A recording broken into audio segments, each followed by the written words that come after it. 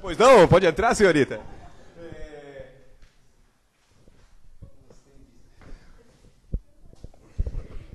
Ô, minha gente, será que assim funciona, cara? Não vai ficar legal, né? Mas, putz, Cris, eu não gostei. Ó, eu vou escrever um pouco aqui, daí eu falo. Então, minha gente, tem que ir falando, cara, tem que ir falando. Eu não consigo. Então, pessoas, boa noite. Alô? Assim, eu pensei que ia ficar aquele barulhão. Tá ligado? Ô, pessoas, então, boa noite para você mais uma vez. Começaremos hoje o nosso estudo com física de verdade. Na semana passada nós fizemos uma revisãozinha de matemática e hoje nós vamos falar a respeito da cinemática. Então vamos aí, cinemática.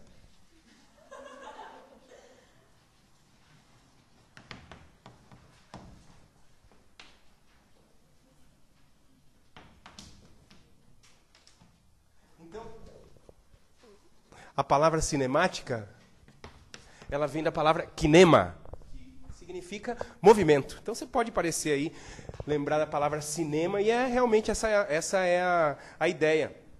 Que na verdade você tem o que lá no cinema, você tem uma sensação de movimento, uma sequência de fotos que são jogadas na tela ali rapidamente, que te dão a sensação de movimento.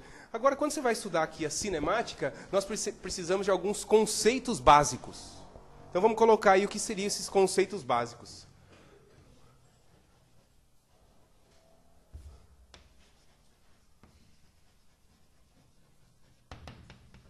Então você vai falar em movimento, o que acontece? Quando que um corpo está se movimentando? Parece simples você falar isso, mas não é tão simples não. Exemplo, a mamãe vai levar você lá até a van, você entra para vir para a escola, e você entrando na van, o que vai acontecer? Aquela pessoa que está ao seu lado, com a van se deslocando até a escola, aquela pessoa que está ao seu lado, ela está em repouso em relação a você. Mas, em relação à mamãe, que foi até o ponto, aquela pessoa está em movimento. Então, para dizer se um corpo está parado ou se ele está em movimento, é preciso conhecer um referencial. É isso que nós vamos tratar aqui agora. Então, referencial. O que seria o referencial? É um ponto de referência. Como o próprio nome diz, a partir do qual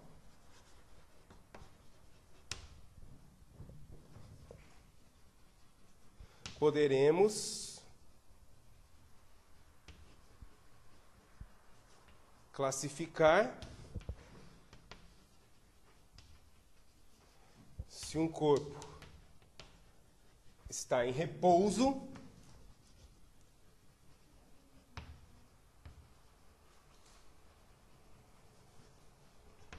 ou movimento. Beleza.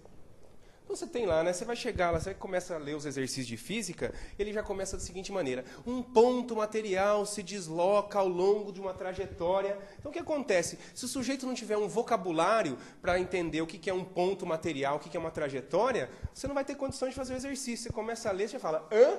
E já para por ali. Então o que seria um ponto material? Um ponto material é um Fusquinha na Castelo Branco, por exemplo. Então o tamanho do veículo, se é um Fusca, se é um Celta, qualquer que seja o veículo, vai interferir nas suas contas? Não vai interferir coisa nenhuma. Então, você pode tratar aquele imóvel como um ponto material. Agora, se você for considerar um trem passando por uma cancela ou um trem passando por uma ponte, você não pode levar esse trem, o tamanho do trem, desconsiderar ele. Você vai ter que levar o tamanho do trem em consideração. Portanto, esse já trata-se de um corpo extenso. Então, ponto material, vou escrever aqui. Ponto material é um corpo de dimensões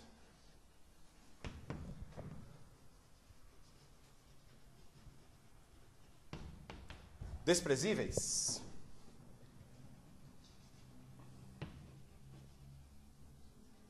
Já o corpo extenso é um corpo em que deve ser levado em conta o seu tamanho.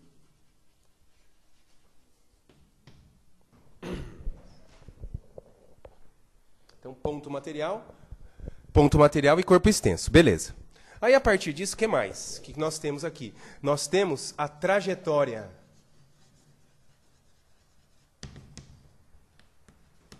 Então, quando você pega ali um carro andando numa estrada de terra, por exemplo, ele vai demarcando a sua trajetória pelo caminho. Ou um avião vai deixando um rastro de fumaça pelo caminho, ele também está demarcando a sua trajetória.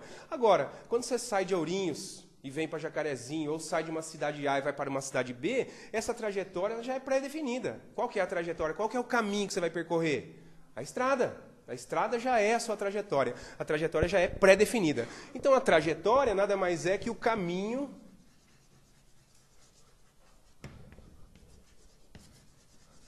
a ser percorrido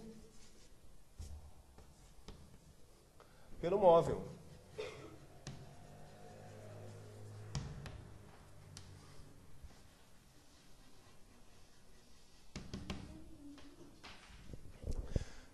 E uma outra grandeza, a posição. Então, sei lá, você vem vindo na estrada, você vai acompanhando, tem uma plaquinha na beira da estrada, qualquer estrada tem isso, quilômetro 10, quilômetro 20, quilômetro 30, o que é isso? É a sua posição ao longo dessa trajetória. É a mesma coisa que o número da tua casa. Para que serve o número da tua casa? Serve você falar para uma pessoa, olha, eu moro na rua tal. Se você não falar o número, ela vai conseguir achar esse lugar? Não vai. Então, se ao longo da trajetória, ao longo da estrada, você tem que ter essas plaquinhas. Se, por exemplo, você precisa chamar um guincho, você fala assim, olha, eu estou aqui com o meu carro na rodovia Raposo Tavares.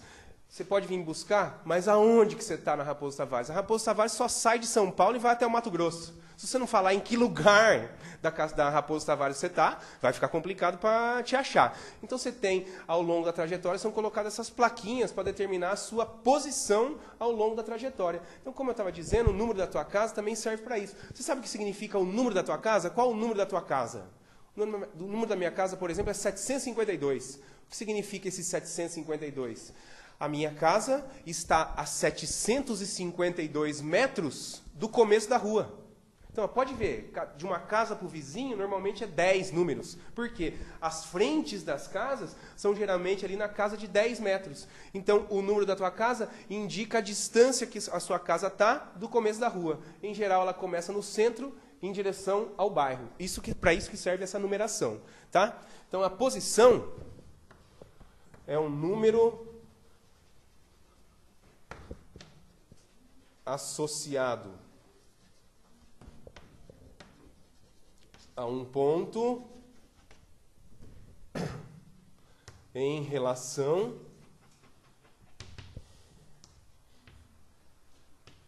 a um dado referencial.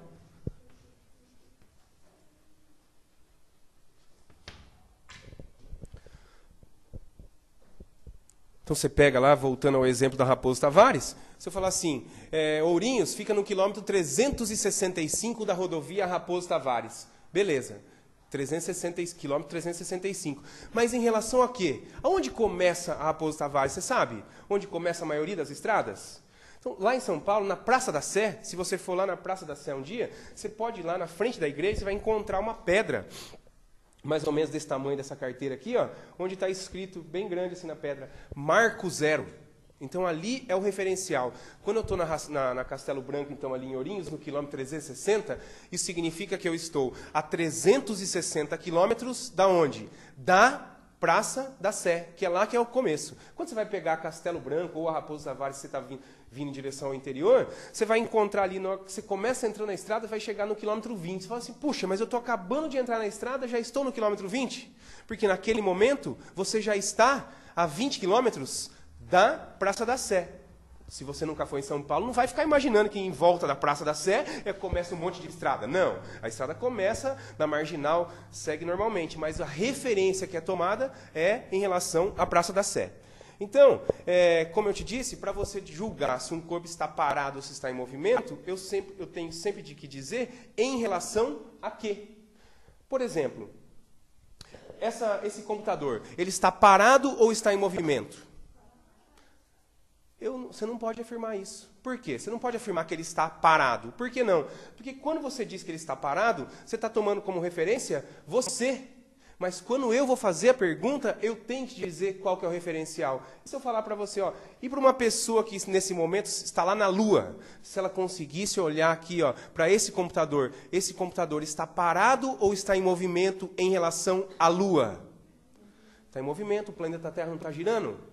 Então, se o planeta Terra está girando, ele está girando junto. Então, eu não posso nunca dizer se um corpo está parado ou se está em movimento, se eu não conhecer o referencial. Então, por isso que é sempre importante você ter um referencial.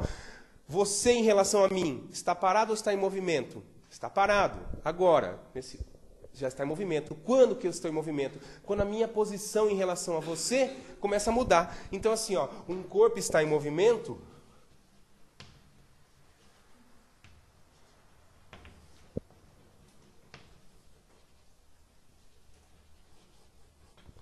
Quando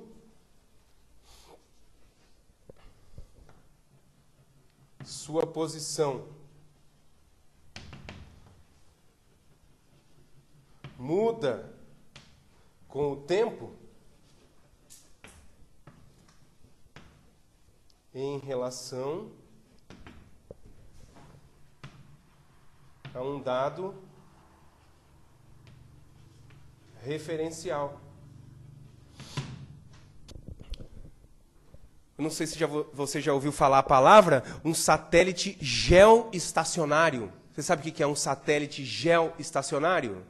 Geo, terra, estacionário, parado. Então, o satélite ele tem que estar parado em relação à Terra. Por quê? Se na sua casa tem lá uma antena de receptor via satélite ou antena parabólica, convencional ou de TV paga, o que acontece? A sua antena está mirando para esse satélite, mas o planeta Terra não está girando. Você tem que ficar ajustando a sua antena a todo momento? Não. Por quê? Porque à medida que o planeta Terra está girando, esse satélite está girando juntinho. Então eles lançaram o satélite em uma determinada posição, que ele fica parado em relação à Terra. Essa posição, em geral, é próxima à linha do Equador. Então o satélite é lançado ali, para quê? Para que ele fique parado, que ele vá girando junto com a Terra. Então a Terra demora quanto tempo para dar uma volta em torno do seu eixo? 24 horas. Então, quanto tempo o satélite tem que demorar para dar uma volta na Terra?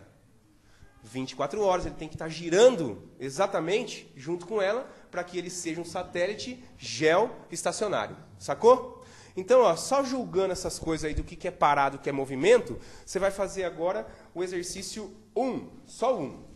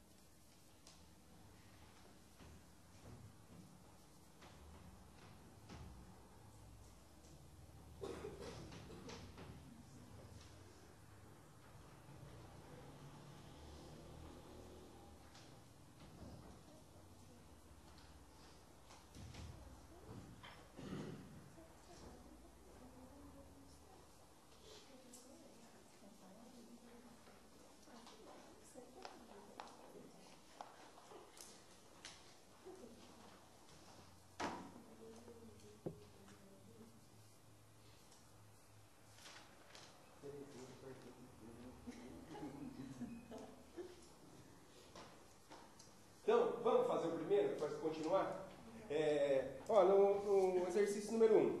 Então, assinale verdadeiro ou falso. Então, um poste está em movimento em relação a um carro que passa na rua. Então, ó, sabe, você, ao passar por um poste dentro do carro, você passa, o que vai acontecendo? Aquele poste, em relação a você, o que acontece com a distância dele em relação a você, com o passar do tempo? Ela continua a mesma ou ela vai aumentando com o passar do tempo? Ela não vai aumentando? O carro passou, está ali o poste, eu me aproximo dele, depois eu vou me afastando dele. Então, com o passar do tempo, a posição dele vai mudando em relação a mim. Então, embora você possa pensar, aquele poste está lá plantado, mas em relação a você, aquele poste sim está em movimento. Se você já andou de elevador, você também talvez tenha percebido isso. Se o elevador for muito silencioso, o que pode acontecer? Você olha para as paredes, assim, por uma janelinha da porta do elevador, eventualmente você pode pensar que é a parede que está ficando para trás e você está parado. Você pode ter essa sensação. Por quê? É uma sensação de movimento. Em relação a você, aquela parede está se afastando. Então, você tem a sensação de que ela se afasta e você está parado. Mas isso é uma sensação, mas em relação a você, de fato, ela está em movimento. Você está dentro, segunda afirmação, você está dentro do metrô, partindo da estação. Daí, observa seu amigo sentado num banco da plataforma. Ele está parado em relação a você. Verdadeiro ou falso? Falso. Olha, o que acontece? Embora essa pessoa esteja parada, sentadinha lá, fora da estação, o que acontece? Você vai embora, o que vai acontecendo com a posição dele em relação a você? Não vai mudando? Não vai ficando para trás? Então, em relação a você, essa pessoa sentadinha lá está sim em movimento. Tá? C. Ao esperar para atravessar a rua, você vê uma criança dentro de um carro que está passando. Ela está parada em relação ao carro e você está em movimento em relação a ela. Verdadeiro ou falso? Verdadeiro? Então essa pessoa, a criança em relação ao carro está parada. A posição dela em relação ao carro não muda. Agora, em relação a você, muda. Então você está em movimento para ela e ela está em movimento para você. Então agora nós vamos começar a fazer aqui umas continhas, que é essa tal da velocidade média. Como é que você vai calcular a velocidade média? É a fórmula mais básica que com certeza você já ouviu falar em algum momento da sua vida. Velocidade média é ΔS por ΔT. Isso você já ouviu, tenho certeza. Agora, o que é o ΔS? Variação da posição. A distância percorrida é que é o seguinte, porque S? Porque essa tal da posição, o númerozinho aqui que nós temos, do inglês ele vem da palavra space. E o S, então, é de space. Ó, eu saí do quilômetro 10 e fui para o quilômetro 20. Qual foi a variação da minha posição? Quantos quilômetros que eu andei? Se eu sair do quilômetro 10 e for para o 20, andei 10 quilômetros. Eu posso falar para você dessa maneira, saí do quilômetro 10 e fui para o quilômetro 20, ou seja, posso falar minha posição final e minha posição inicial, ou eu posso simplesmente falar, olha, eu andei 10 quilômetros, já dei a distância percorrida. Então, são duas maneiras de fornecer a mesma informação. Como eu posso te dizer, saí às 10 horas e cheguei às 12 horas. Então, isso serve para você descobrir qual que é o tempo gasto. Saiu às 12, o T, chegou às 12, o T final. Saiu às 10, o T inicial. Qual foi o tempo gasto? 2 horas. Então, aquela conta básica. Jacarezinho, Curitiba, 400 quilômetros. Gastei 4 horas. Qual foi a minha velocidade média? 100 km por hora. Peguei a distância percorrida, a variação da posição, e dividi pelo tempo gasto. Isso já deu a minha velocidade média. Fácil assim, tá? Agora o que acontece? Você pode... Deixa eu apagar um pedaço aqui. Se eu posso mudar o tipo da pergunta. Então, para quem tem facilidade em matemática, essa informação vai ser irrelevante. Mas assim, ó... Eu posso perguntar, falo assim, vou daqui para Curitiba, então 400 km, vou percorrer uma distância de 400 km a uma velocidade de 80 km por hora. Pergunto para você, quanto tempo eu vou gastar? Então agora eu falei, você viu que a primeira pergunta foi mais simples. Eu falei, olha, andei 400 km em 4 horas, qual foi minha velocidade média? Você pegou 400, dividiu por 4, chegou em 100 km por hora. Agora eu posso mudar a pergunta. Eu posso falar a distância, falar a velocidade e perguntar o tempo. Então, a sugestão que eu vou te dar é a seguinte. Se você tem dificuldade ali em isolar na fórmula, você pode fazer assim, ó, faz um triângulo aqui, ó. Ó, vou colocar um ΔS aqui, velocidade e tempo. Então, se o exercício perguntar para você qual é a velocidade média, você tapou aqui, ó. Você vai fazer que conta ΔS por ΔT. Se o exercício perguntar quanto tempo você vai gastar, que conta que eu vou fazer? Vou fazer distância dividido pela velocidade. E se eu perguntar qual a distância a ser percorrida, vou fazer velocidade vezes tempo. Então, assim, calma. Distância, 400 quilômetros. Velocidade, 80 quilômetros por hora. Vou gastar quanto tempo? O que eu quero saber? Eu não quero saber o tempo? Então, eu vou tapar o tempo aqui, ó. Que conta que eu vou fazer? Distância, que é 400, dividido por 80. 400 dividido por 80 vai dar quanto? 5. Então, para percorrer uma distância de 400 km numa velocidade de 80 km por hora, eu vou gastar 5 horas. Tapei aqui. Tempo é distância pela velocidade. A distância, 400 km. E a velocidade, 80. Então, o tempo gasto foi de 5 horas.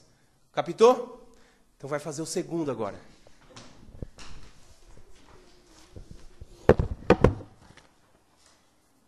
Segundo e terceiro.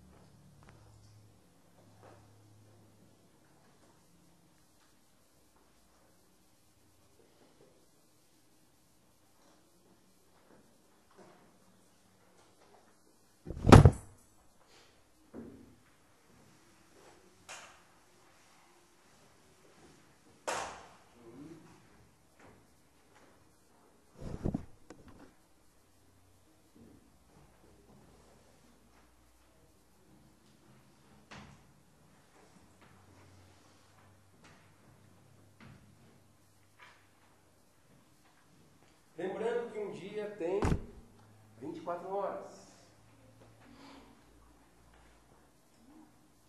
Aproximadamente, né? Aproximadamente.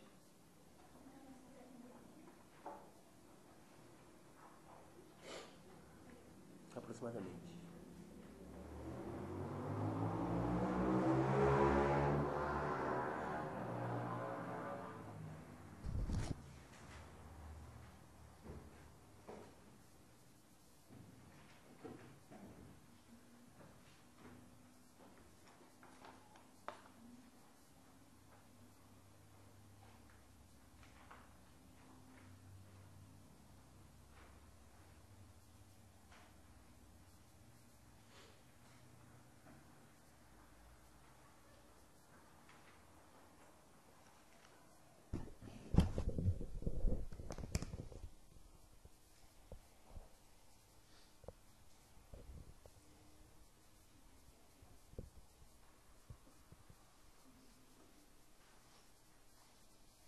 Então, no segundo exercício aí, ó, após uma chuva torrencial, as águas da chuva desceram o rio A até o rio B, percorrendo cerca de 1.000 quilômetros. Então, 1.000 quilômetros é o quê? É o ΔS. Então, a distância a ser percorrida aqui é uma distância de 1.000 quilômetros. Sendo de 4 km por hora a velocidade média das águas, então a velocidade média de 4 km por hora. O percurso mencionado será cumprido pelas águas da chuva em aproximadamente quantos dias? Então, o que nós vamos fazer? Olha, eu tenho a distância em quilômetros e a velocidade em quilômetro por hora. Então, usando essas unidades, a minha conta, o tempo que eu vou gastar, vai ser dado em quê? Em horas, que é o padrão de unidade de tempo que eu estou usando. Então, após isso, eu vou fazer uma conversão para dias. Então, para achar tempo, aqui, ó, isolando na fórmula, tempo é distância dividido pela velocidade. ΔS por V. Ou seja, 1000 dividido por 4. 1000 dividido por 4 vão dar 250 horas. Isso. 250 horas são aproximadamente quantos? São 10 dias e 10 horas. O que ele está pedindo aí aproximadamente, então, a letra B. Aproximadamente 10 dias aí para cumprir esses 1000 quilômetros.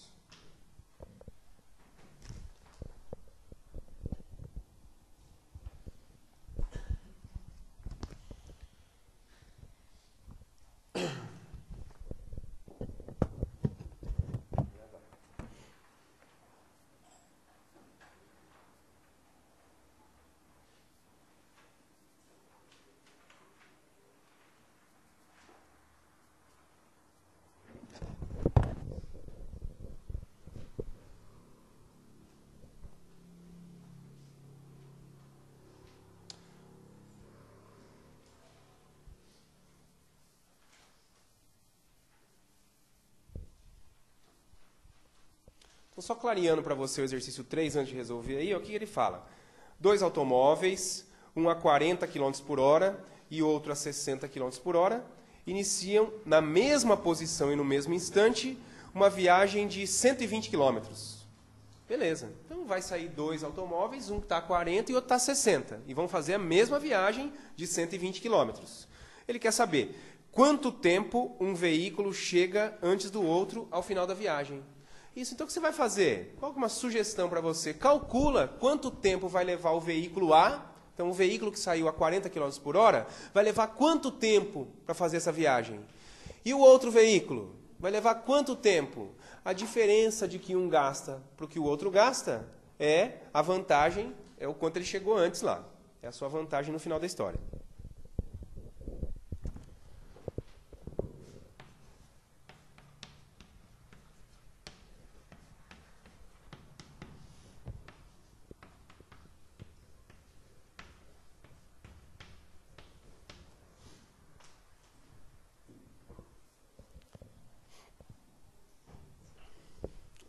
Então, nós vamos calcular aí separadamente o tempo da viagem, que é a distância é a mesma para os dois, são 120 km, o primeiro a 40 km por hora.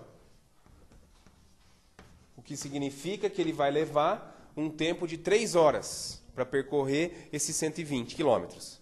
Já o segundo andou os mesmos 120 km, mas com uma velocidade de 60 km por hora. E por isso ele levou só 2 horas.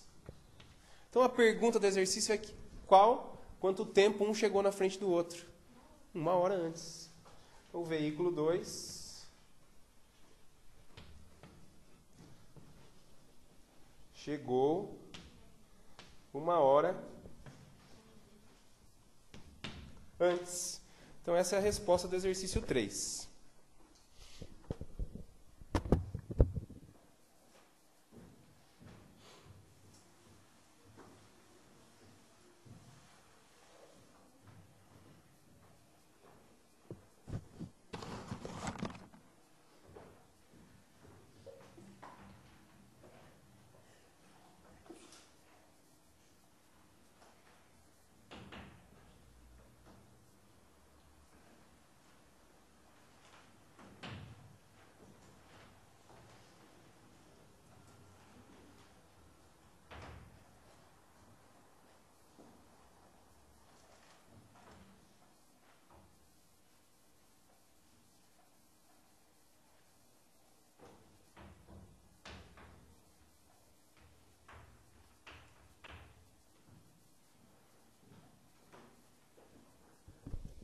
Então, olha só, é bastante comum aqui também fazer um uso de transformação de unidades. Então, o que acontece? O painel dos veículos aqui no Brasil, eles expressam a velocidade medida em quilômetros por hora. Se você for para os Estados Unidos, não é esse o padrão. Qual que vai ser a unidade de medida de velocidade dos Estados Unidos? Isso, vai ser milhas por hora. Agora, qual o valor que você vai usar na conta? Você vai usar milhas por hora ou você vai usar quilômetros por hora? Nenhum nem outro. No padrão do Sistema Internacional de Unidades, você vai usar a velocidade em metros por segundo. Então, você vai ter que fazer uma conversão de unidades. Esse que é o detalhe. Então, você começa aqui, ó, coloquei um exemplo, um valor aqui, vou fazer 2 exemplos para você entender o que acontece. Então, aqui, ó, quando eu digo que uma pessoa anda 72 km por hora, é o mesmo que eu dizer que ele anda 72 mil metros em 1 hora. Mudou alguma coisa? Não, só fiz uma transformação aqui, tirei o quilômetro, que cada quilômetro são 1000 metros, então 72 km por hora corresponde a 72 mil metros em 1 hora. Agora, andar 72 mil metros em 1 hora é o mesmo que andar 72 mil metros em 60 minutos. Sim? Só estou trocando a unidade. Ao invés de usar a hora, eu estou usando o minuto. Para baixo.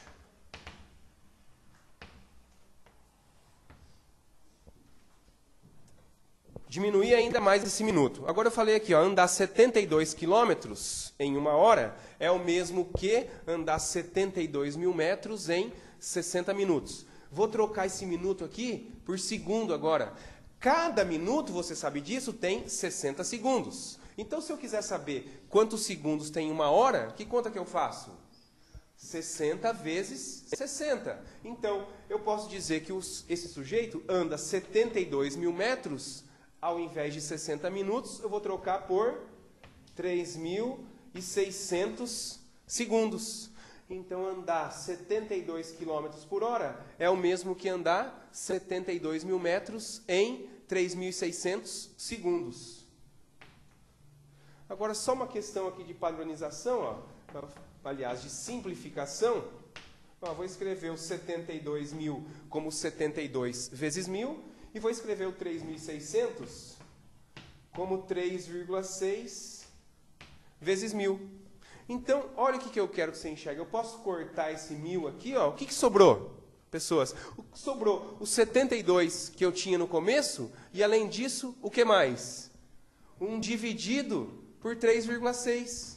Então, isso vai ser uma regra para você. Toda hora que você quiser passar de quilômetro por hora para metro por segundo, você não vai ter que fazer todo esse traquejo matemático aqui, não. Você vai simplesmente usar essa fórmula geral. Para passar de quilômetro por hora para metro por segundo, o que eu faço?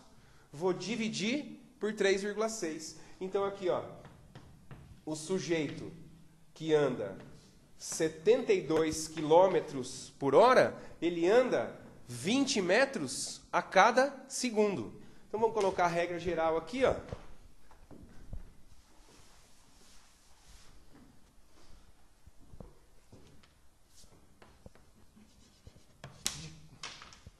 Quilômetro por hora para metro por segundo, ó, daqui para cá, eu vou pegar o valor e dividir por 3,6.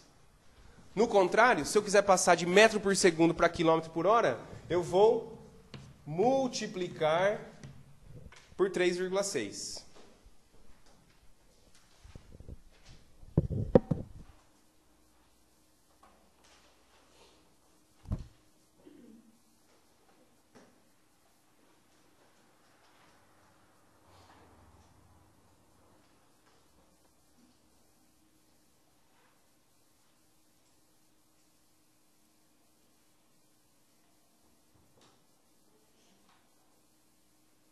Então, agora você vai fazer o exercício número 4.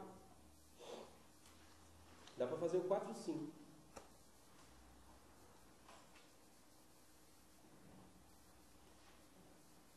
Depois do intervalo. Não, mas dá para... Bom, pode